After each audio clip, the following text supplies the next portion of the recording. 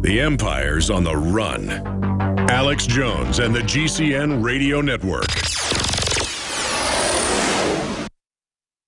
Sold out for weeks due to the difficult and extensive proprietary process behind its creation, the exclusive InfoWars Life Secret 12 formulation is now back in stock in the last limited shipment of 2014. The most bioactive form that has been created with our proprietary process. This ultra-clean vitamin B12 nutraceutical has been carefully crafted and developed over the last 2 years and is based on cellular science of how your body actively absorbs essential nutrients. Secret 12 is taken by mouth, right on the tongue, and then swallowed. No needles, no injections. Vitamin B12 deficiency is linked to scores of serious problems. And Secret 12 is a fusion of 2 organic proprietary forms of vitamin B12, bringing you a true nutraceutical quality vitamin B12. Secret 12 is an excellent Christmas gift. Secure your Secret 12 formula before December 17th at InfoWarsLife.com and receive it before Christmas guaranteed. That's InfoWarsLife.com before December 17th or by calling 888-253-3139. For all of recorded history, civilizations around the world praised the health benefits of silver. At InfoWars Life, our mission is to bring you the highest quality, purest, cleanest, effective colloidal silver on the market today for the lowest price available. You don't have to be a doctor to know. The fall and winter months are the most dangerous time of year in North America when it comes to you and your family's health. InfoWarsLife.com is very excited to announce our biggest run yet of Silver Bullet colloidal silver, exclusively available at InfoWarsLife.com. Now, InfoWarsLife.com has taken colloidal silver to the next level using a cutting-edge technique that is free of toxic artificial additives. Now more than ever, it's important to stock up on high-quality Silver Bullet from InfoWarsLife.com and to help others during Christmas by teaching them about the powerful benefits of silver. Secure your Silver Bullet today at InfoWarsLife.com or by calling toll-free 888-253-3139. The average person's life is filled with unexpected challenges. Unlock the energy it takes to defeat these daily beasts with Super Male or Super Female Vitality, specifically designed to assist the body in regulating proper hormone balance to create superior vitality in males and females. Supercharge and conquer your world at InfoWarsLife.com or call 1-888-253-3139. The government's Department of Homeland Security is buying up loads of ammo. At the same time, they're restricting civilians' rights to own and purchase firearms. Can you put 2 and 2 together? Infidel Body Armor can stop every round, including hollow points and .308 sniper rounds, is reasonably priced and fully legal. But for how long? Go to InfidelBodyArmor.com, spelled INFIDEL bodyarmor.com. Infidel Body Armor. Just won't quit.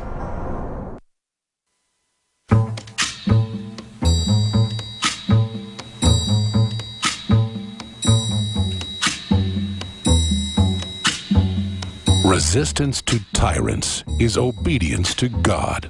It's Alex Jones. When the night has come.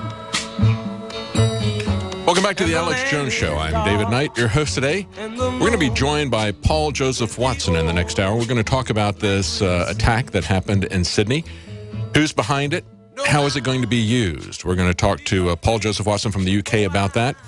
I'm going to take your calls here in just a moment. Let me give you that number. It's 800-259-9231. That's 800-259-9231. If you want to weigh in on what we've been talking about today. Of course, most of it has been about what Boehner and the GOP Republicans, along with the Democrats, of course, have just foisted upon the American public, essentially opening the doors for attacks on pension plans, boosting the contribution limits that they've had before, the caps, boosting those by a factor of 10.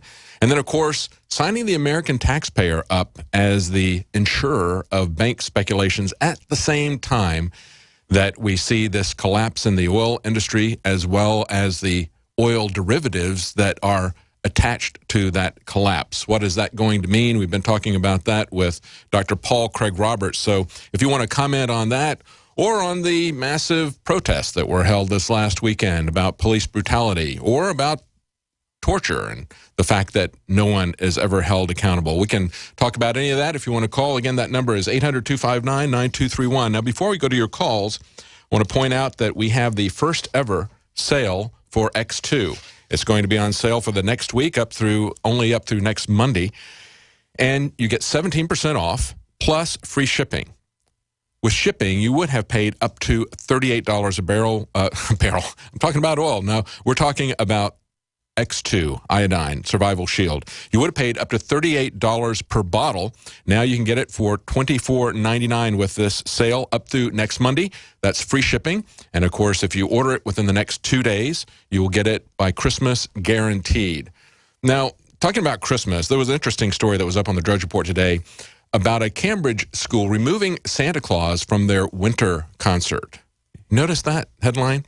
Santa Claus winter concert. It's not Jesus. It's not a Christmas concert. It's Santa Claus. But even Santa Claus is now politically incorrect. So Santa gets sacked. There you go. And this is because of the complaint of one person. One person. They say traditionally they have a concert, a winter concert, I imagine, that is closed with Santa running through the aisle. And they said the decision to remove him was based on the complaint of one person. Now, there's nothing Christian about Santa Claus, okay? Nothing at all Christian about Santa Claus. And a Muslim pointed this out. One of the people they talked to was Muhammad Hassan. I'm presuming he's a Muslim. They didn't identify him as that, I'm assuming by his name. But he says he doesn't look at Santa Claus as a religious symbol. He said, kids like that. It's fun for kids. It's good, said Hassan. But see, the political correctness and the tyranny of the minority is so bad that you can't even have Santa at a winter concert anymore. Now, in a related note, on the Macy's Thanksgiving Day Parade, I haven't watched that for years. We basically don't have access to broadcast television. We just watch stuff on the internet as we see fit, and I was looking at the photographs from the Macy's Thanksgiving Day Parade, look at what the balloons look like, and there was you can see it right there if you're looking at our video feed.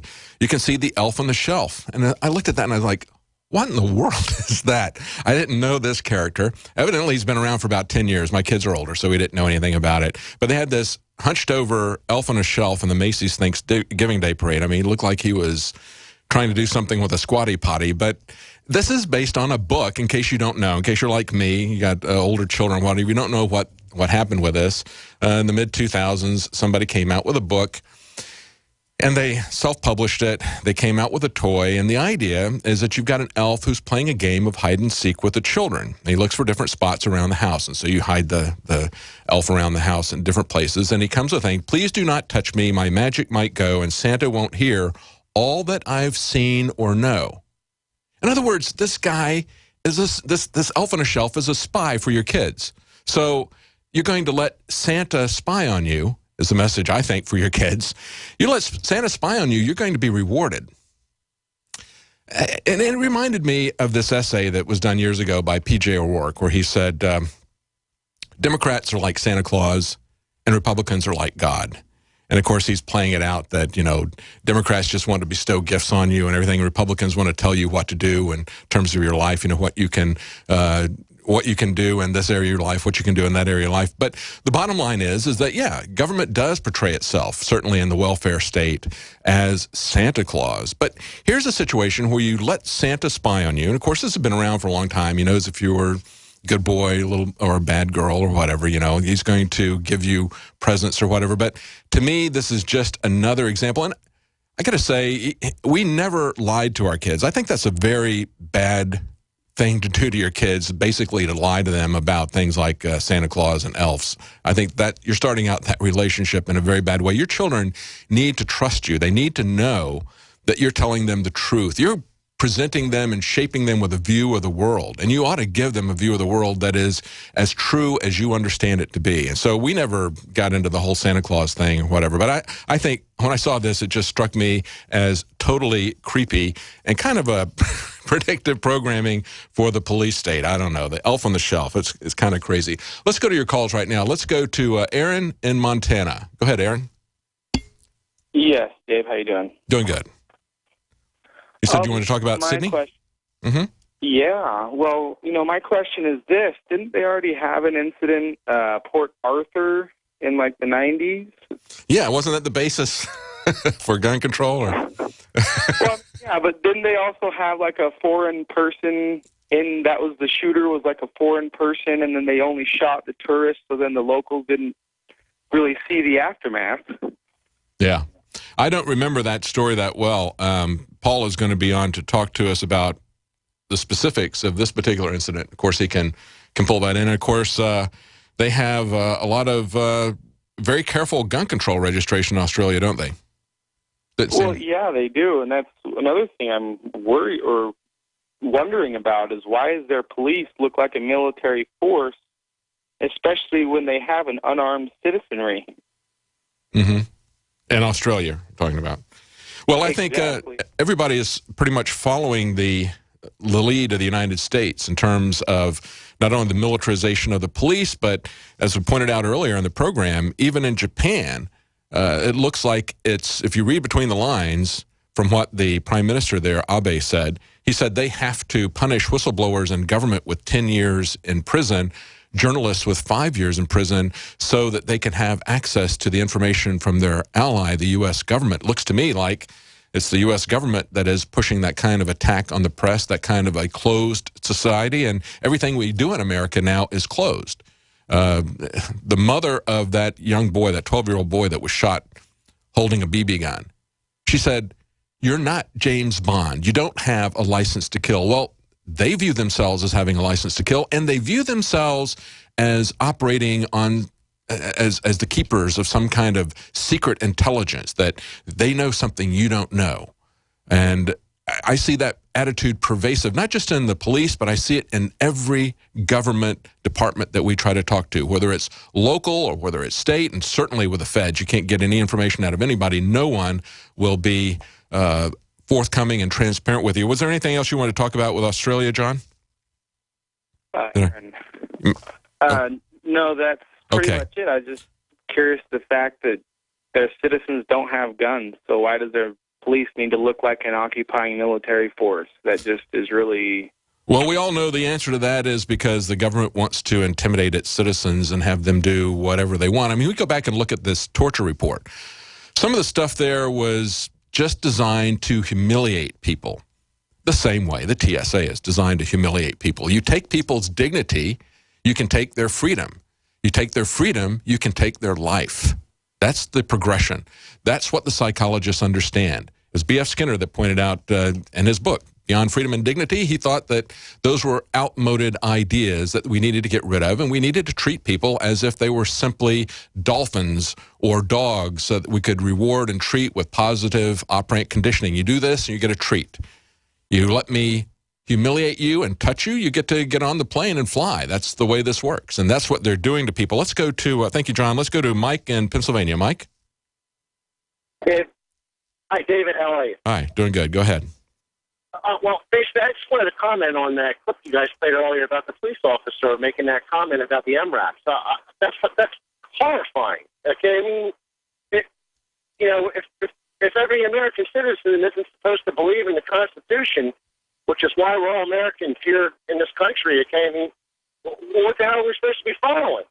Yeah, it is, isn't it? Isn't that amazing that somebody, I mean, look, they take an oath to the Constitution. If they don't even understand what the Constitution is about, why would you take an oath to something and then criticize people who take it seriously, who you call constitutionalists? That is how perverted the training has become, and that's being driven out of Washington, D.C. That's coming from Homeland Security. It's coming from the FBI.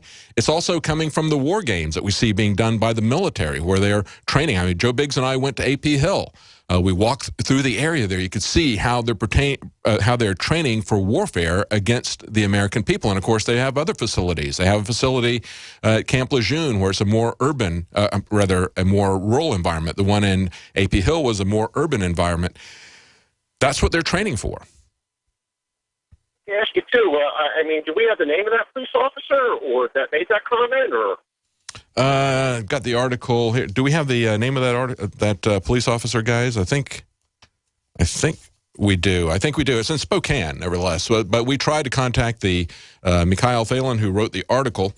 Someone sent us the video clip. He wrote the article. He tried to contact the police chief.